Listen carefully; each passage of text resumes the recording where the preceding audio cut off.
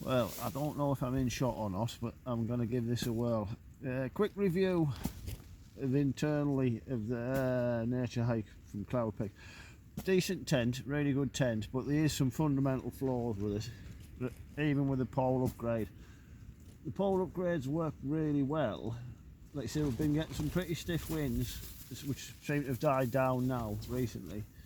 But the pole upgrades work really well structurally. It seems pretty solid. But yeah, there is a few issues with it. Like you see, the height of the fly sheet from the ground in certain areas, which has been an issue on other reviews I've seen of the Cloud Peak too. It doesn't go close enough to the ground really. So what's happening, it seems to want to lift all the time. You're constantly fighting with it, wanting to lift. It's perfect, pegged out well. We've had some 40-mile-an-hour gusts, like you say, still blowing a bit now. It's structurally sound. I'm on an uneven pitch as well, so that might be causing an issue as well. But yeah, you can almost feel it, like you say, when you're inside with a good gust. It wants to sort of, the wind's getting underneath really and trying to lift the whole thing. It's pegged out pretty well, so it's held up pretty well. All in all, it's spacious. Space-wise, it's really good. Like I say, there's acres of space in here. It's a pretty big footprint, mine, I must admit. You struggle to find a decent, especially wild camping. You know, like I say, we're up at 300 metres here, so it's quite hard to find a nice big patch of level ground. You know what I mean? But like you say, and we're tucked out of the wind here as best we could be. So I'm glad we're not in the full-on force of the wind higher up the valley there. I'd be really worried, and I'd be really worried if I hadn't used the thicker poles on the upgrade. So looking up there, there's not a great deal of movement. The actual design and structure is pretty solid.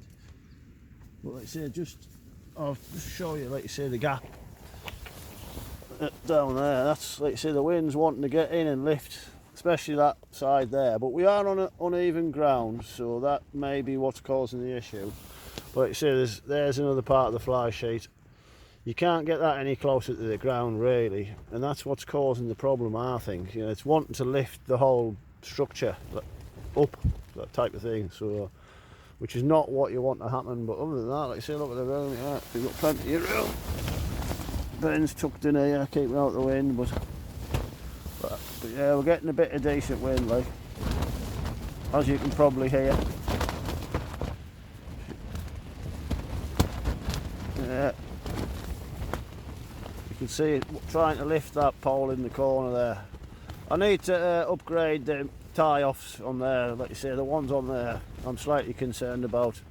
They need definitely thicker tie-offs on there. But if you can peg it down really rock hard, solid, there's no reason why it should go anywhere. And like you say, there's the strength of the tent in that triangle formation up there. That's where the strength comes from. But yeah, definitely the pole upgrades work the treat, you know what I mean, with that. I think it's a lot more solid than with these poles and the other ones. So, but anyway, that's my review of it. What would I give it out of 10?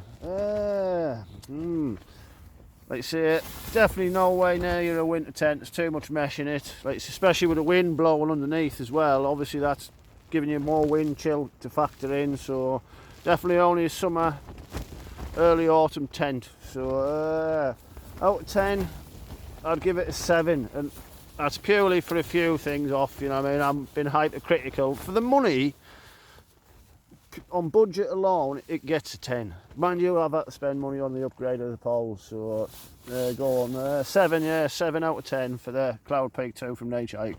Good value, budget tent, but I'd be worried taking it in anything more than 40 or 50 mile an hour winds. Bye for now.